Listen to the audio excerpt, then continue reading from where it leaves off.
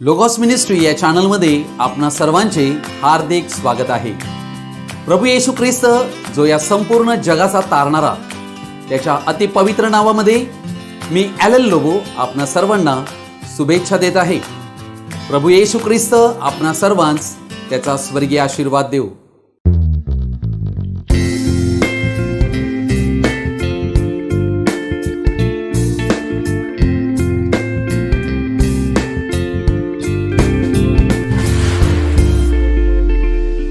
आज आपण एका विषयाकडे आपलं लक्ष लावूया.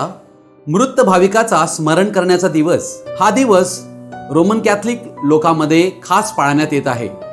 याविषयी पवित्र शास्त्रामध्ये काय सत्य आहे आणि याविषयीचा इतिहास आम्हाला काय दाखवितो, याकडे आम्ही आमचं लक्ष लावणार आहोत. ऑल सोल्स डे म्हणजेच ऑल सेंट्स डे 1 आणि 2 नोव्हेंबर रोजी रोमन कॅथलिक चर्चमध्ये हा दिवस सर्व विश्वासी मृतांचा स्मरण दिवस म्हणून साजरा केला जातो. आणि असा विश्वास ठेवला जातो की बाप्तिस्मा पावलेले सर्व रोमन कॅथलिक लोक यांचा आत्मा आपल्या पापामुळे पापशालनाच्या स्थानात राहतो. रोमन कॅथलिक यांच्या विश्वासानुसार जिवंत लोकांनी केलेल्या प्रार्थनेमुळे अशा मृत आत्म्यांना शुद्ध होण्यासाठी सहायता मिळते, यासाठी की ते स्वर्गामध्ये परमेश्वराच्या दृष्टीने ग्रहण योग्य होऊ शकतील व त्यांना पापशालनाच्या ठिकाणांतून मुक्ती मिळू शकेल. अर्थात ही परंपरा 2 नोव्हेंबर हा सार्वजनिक मध्यस्थ दिवस म्हणून निश्चित केला गेला 1048 साली. त्यानंतर इतिहासाप्रमाणे 13व्या शतकाच्या समाप्तीपर्यंत हा दिवस विश्वव्यापक रीतीने साजरा केला गेला. संत जनांचा दिवस या रूपाने निवडला गेला. या दिवशी मिस्सा बली द्यावा अशा प्रथेला सुरुवात झाली. पुष्कळ लोक अशा परंपरेला मोठ्या भक्तिभावाने साजरे करताना आढळत आहेत. या दिवशी मृतांच्या खाचेवर जाऊन त्या ठिकाणी फुलं चढवितात, मेणबत्ती लावतात व पूर्वी तर अशी पद्धत होती की त्यांना जे प्रियजन आत्म्याने येणार त्यांना कबरेवर नशेच्या वस्तूंबरोबर खाण्यापिण्यांसाठी वस्तू देखील ठेवित होते. प्रश्न असा उपस्थित होतो, काय बायबल अशा विश्वासाचे समर्थन करते काय? परंतु या सर्व विश्वासाला पवित्र शास्त्राचा कोणताच आधार नाही. अर्थात पवित्र शास्त्राच्या विश्वासाच्या विरुद्ध ही रूढी आणि परंपरा प्रचलित झालेली आहे. स्तोत्र संहिता 88 अध्याय आणि याचं 5वं वचन म्हणते, मला प्रेतामध्ये टाकिले आहे. वध होऊन जे कबरेत पडले आहेत, ज्यांची आठवण तू कधी करीत नाहीस, ज्यांचा तुझ्या हाताचा आधार तुटला आहे, त्यांच्या सारखा मी झालो आहे. अर्थात या ठिकाणी आम्ही काय पाहत आहोत? मनुष्य मृत पावल्यावर देवाचा त्याचा आधार तुटतो. वचन 10 म्हणते, 10 आणि 11, मृतांकरिता तू अद्भुत कृत्य करशील काय? प्रेते उठून तुझी स्तुती करतील काय? तुझ्या कृपेचे वर्णन शवगर्तेत होईल काय?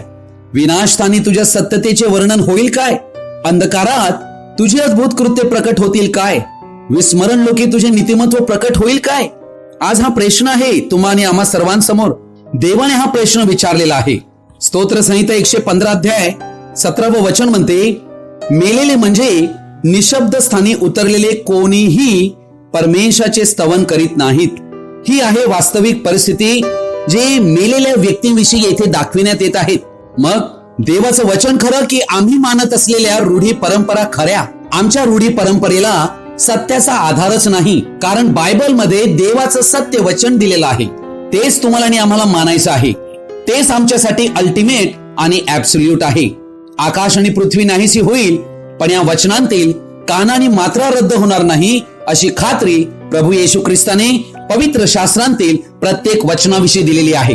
अशी खात्री या जगातील इतर कोणत्याही रूढी परंपरा चालीरीती याविषयी देण्यात आलेली नाही. म्हणून आम्ही अशा गोष्टी नाकाराव्या. पवित्र शास्त्रात अति प्रचलित असा एक शास्त्रलेख आहे, प्रेषितांची कृत्याचा 16वा अध्याय 30 ते 33 वचन मी आपणापुढे वाचत आहे. आणि त्यांना बाहेर काढून म्हणाला, महाराज, माझे तारण व्हावे म्हणून मला काय केले पाहिजे? तारणाची व्याख्या या ठिकाणी दिलेली आहे. ते म्हणाले, प्रभू येशूवर विश्वास ठेव म्हणजे तुझे व तुझ्या घराण्याचे तारण होईल. त्यांनी त्याला व त्याच्या घरांतील सर्वांना प्रभूचे वचन सांगितले. मग रात्रीच्या त्याच घटकेस त्याने त्यांना जवळ घेऊन त्यांच्या जखमा धुतल्या आणि तेव्हाच त्याने व त्याच्या घराच्या सर्व माणसांनी बाप्तिस्मा घेतला. प्रिय भावा बहिणीनो, या ठिकाणी आम्हाला काय आढळत आहे? तारणाची व्याख्या या ठिकाणी आम्हाला आढळत आहे. मार्क 16:16 म्हणते, जो विश्वास धरितो आणि बाप्तिस्मा घेतो त्याचे तारण होते. मनुष्याला एकदा तारण मिळाले की त्याला पापशालनाच्या ठिकाणात जाण्याची गरजच नाही. पापशालनाचे ठिकाण हे एक काल्पनिक ठिकाण आहे. याला पवित्र शास्त्राचा कोणताच आधार नाहीये. या विषयावर आपला एक संदेश विस्तृतपणे मांडलेला आहे. कृपया आपण हा संदेश पाहावा अशी मी आपणा सर्वांना विनंती करीत आहे. अर्थात या ठिकाणी आम्हाला काय आढळत आहे, बंदी शाळेच्या नायकाने हा प्रश्न पौल आणि सिला यांना विचारला की माझे तारण व्हावे म्हणून मला काय केले पाहिजे.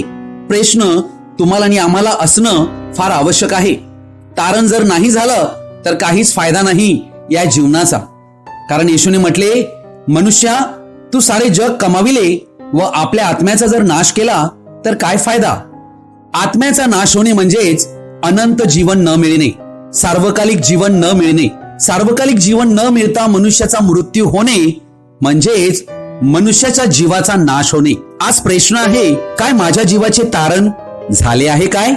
काय मला अनंत जीवन लाभले आहे काय? हा प्रश्न आज आमच्या समोर आहे. त्या व्यक्तीला पौलाने काय उत्तर दिले, तो विश्वास ठेव, तुझे आणि तुझ्या घराण्याचे तारण होईल. आज तुम्हाला आणि आम्हाला प्रभू येशू ख्रिस्तावर विश्वास ठेवायचा आहे. आमच्या स्वतःच्या तारणासाठी त्याच्याकडे यायचं आहे. पेंटिकॉस्टच्या दिवशी पेत्राने काय संदेश दिला? प्रेषित 2:38. पेत्र त्यांना म्हणाला, पश्चाताप करा आणि तुमच्या पापांची क्षमा व्हावी म्हणून तुम्ही प्रत्येक जण येशू ख्रिस्ताच्या नावाने बाप्तिस्मा घ्या, म्हणजे तुम्हाला पवित्र आत्म्याचे दान प्राप्त होईल. अर्थात आम्हा प्रत्येक व्यक्तींना पापांगीकार करून पश्चाताप करायचा आहे. आमचं मन फिरवायचं आहे देवाकडे. पापापासून परावृत्त होऊन पापमोचन होण्यासाठी येशू ख्रिस्ताच्या नावात बाप्तिस्मा दिला गेला पाहिजे. मगच आम्हाला पवित्र आत्मा प्राप्त होईल. पवित्र आत्मा प्राप्त होण्याची ही एकमेवच पद्धत या पवित्र शास्त्रामध्ये आम्हाला आढळत आहे. आज प्रश्न आहे, काय तुम्हाला पवित्र आत्मा प्राप्त झालेला आहे? काय तुम्ही पवित्र आत्मा पावलेले लोक आहात? रोमकरास पत्र 8 अध्याय 9 वचन म्हणते, परंतु तुम्हामध्ये जर देवाचा आत्मा वस्ती करीत आहे तर तुम्ही देहाच्या अधीन नाही, आत्म्याच्या अधीन आहात. जर कोणाला ख्रिस्ताचा आत्मा प्राप्त झाला नसेल तर तो ख्रिस्ताचा नाही. काय तुम्हाला आणि आम्हाला ख्रिस्ताचा आत्मा प्राप्त झालेला आहे? प्रश्न आहे. आणि जर आम्हाला झालेला नसेल तर आम्ही ख्रिस्ताचे नाहीत. प्रिय भावा बहिणींनो, पवित्र शास्त्रात तिमोथेला पहिले पत्र याचा 2 अध्याय 5 वचन म्हणते, कारण एकच देव आहे आणि देव व मानव यामध्ये ख्रिस्त येशू हा मनुष्य एकच मध्यस्थ आहे. पवित्र शास्त्रामध्ये अनेक मध्यस्थ दाखविलेले नाहीत. माझ्या प्रिय भावा बहिणीनो, आम्हाला पवित्र शास्त्र बायबल काय सांगते याचा स्वीकार करायचा आहे. एकच मध्यस्थ या जगात अखिल मानव जातीसाठी देव आणि मनुष्यामध्ये देवाने नेमलेला आहे आणि तो प्रभू येशू ख्रिस्त आहे. त्याला सोडून कोणताही मध्यस्थ या बायबलमध्ये आढळत नाही. कोणाला आढळल्यास कृपया मला त्यांनी कळवावे.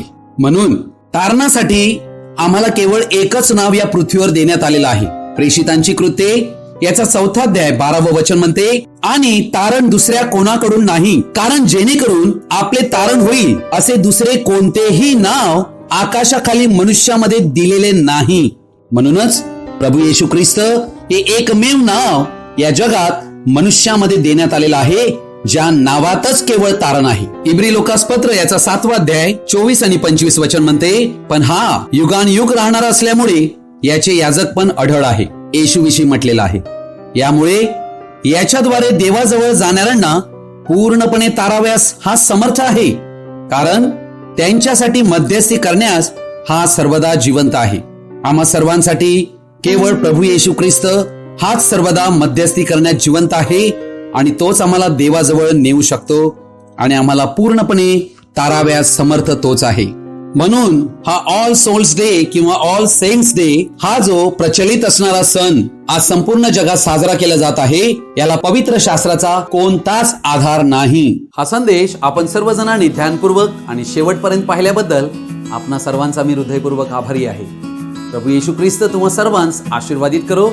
आजचा संदेश ऐकल्यानंतर तुम्हाला नक्की काय वाटले हे तुम्ही कमेंट बॉक्समध्ये कळवावे ही विनंती.